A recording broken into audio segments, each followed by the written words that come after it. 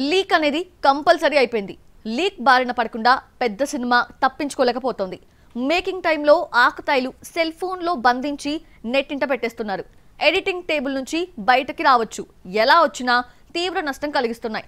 16న Raja Saab teaser కోసం wait చేస్తుంటే ముందే 50 సెకండ్ల టీజర్ బయటకు వచ్చేసింది. ప్రభాస్ మూవీస్ ఈ మధ్య ఎక్కువగా లీకేజ్ ప్రాబ్లమ్ ని ఫేస్ చేస్తున్నాయి. రాజాసాబ్ షూటింగ్ లో ప్రభాస్ పాల్గొన్నాడో లేదో 2 ఏళ్ల క్రితమే వర్కింగ్ స్టిల్ బయటకు వచ్చింది.